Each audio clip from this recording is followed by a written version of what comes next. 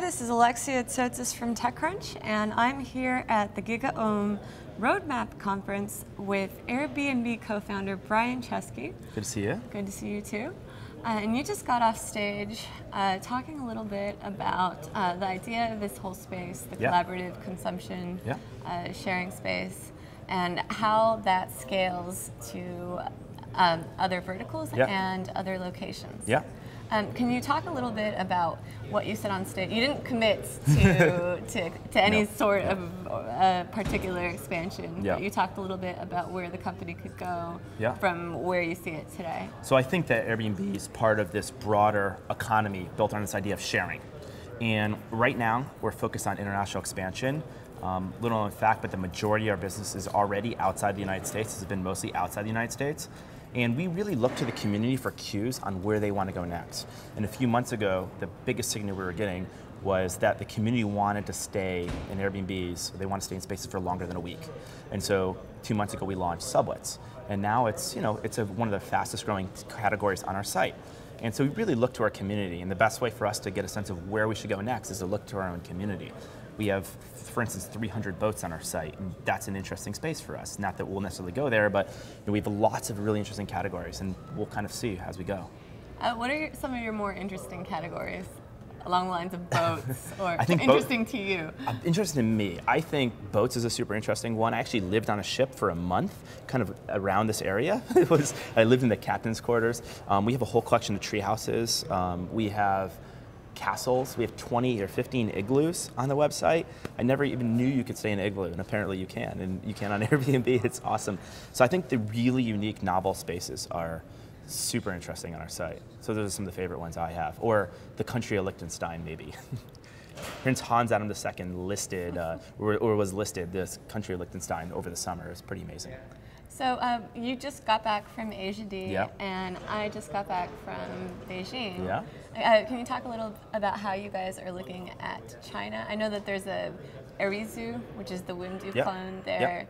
Like, how are you attacking that problem? Because that's a whole different. Don't you need you need a hotel to get a visa? You've got like a whole. So once again, we look to our community, and we try to look at where is it already popular for them. And so right now, one of the highest demand markets on our site is Hong Kong. So in Asia D was in Hong Kong. So for us, that was super interesting. It's one of the highest demand, highest occupancy cities on our website in the entire world. So we went to Hong Kong. We had this, kind of all these different events. We got to meet a lot of people from our community. I think Hong Kong's going to be a super important entry into Asia for us. And are you looking at something like Beijing or Shanghai, like mainland China? So we're in Beijing. We are in Shanghai. We haven't set up operations there. We're kind of just seeing. We're going to probably enter some of these other markets, and then use that as a proxy to see how popular China is. I mean, like a lot of mainland Chinese go to Hong Kong, and vice versa. So we'll see. So you're talking, when we were talking earlier, you were comparing a customer-driven approach versus like a top-down kind of Fordian, Steve Jobsian approach. Can you talk a little about where you guys fit in and how you view, like, how you view like customer service as opposed to? Absolutely. In the early days, we were super focused on growth. And I think every startup is, like, you need to grow or you die. So it's reasonable to focus on growth. But Paul Graham, one of our first investor, gave us advice. He said, Brian, it's better to have a few people love you than a million people kind of like you. And so now when a lot of startups ask for advice and they're trying, how do I get bigger? I say, that's the wrong goal. We were meeting with one of our advisors, and not too recently, and I was even using the word bigger. Like, we're going to be bigger, we're expanding to Asia, we're going to all these places. He said, that's the wrong goal. Don't focus on being bigger, focus on being better. And he gave me the story how Apple didn't spend a lot of money getting people into the Apple store. They spent money when you were in the Apple store on the experience. And if you just love the experience, it's actually super simple. Like, if you just focus on making an amazing product, once you have enough people, they will do your marketing for you. And in the early days, we were kind of hands-off. We didn't, we had email customer support, but we didn't have a live phone number. And over time, a trend we've noticed is just being more hands-on. You know, when you're a startup, like 3 guys in a living room, you're kind of not really sure how hands-on you should be with your business. And we've learned it's just continue to be more and more hands-on. Did you learn that through all the stuff that was happening with users? Yeah, we meet our users. Like, we have this idea that the office is the laboratory, it's the lab. And meeting your users is like going in the field. And you can't only be looking at data and only staying in your lab. You have to also go in the field, meeting your customers.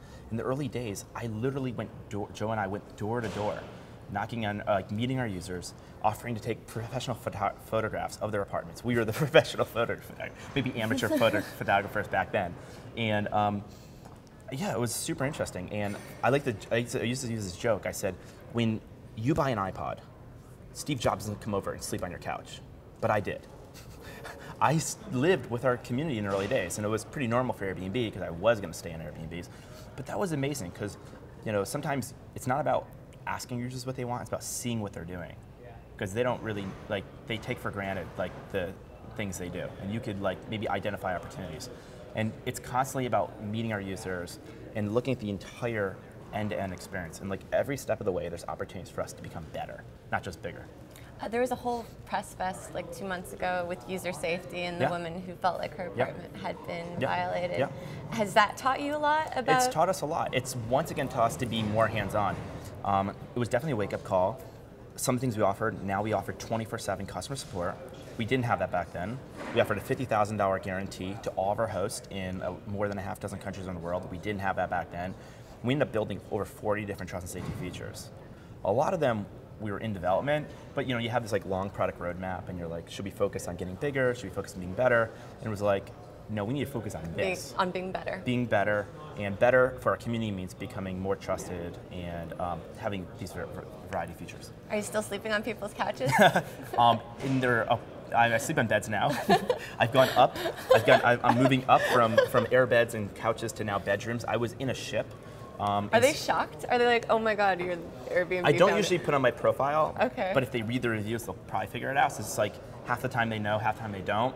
But if possible, I don't want to be too discreet, secret shopper, but I try to get as much of the authentic Airbnb experience. I don't want them doing something for me they don't do for the rest of the community. I want to get the Airbnb you don't want them experience. to be nervous. Picking me up at the airport if they don't usually do that. Do whatever you usually do. And so it's a great way for me to, a year ago, I gave up my apartment. I literally lived on Airbnb for a year. And that was an amazing way to test our iPhone app.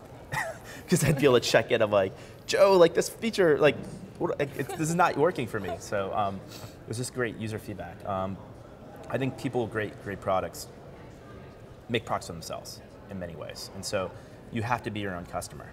And a company like Facebook is probably easier to log into Facebook every day, but a company like Airbnb, if you're not traveling, to simulate that, it can be difficult.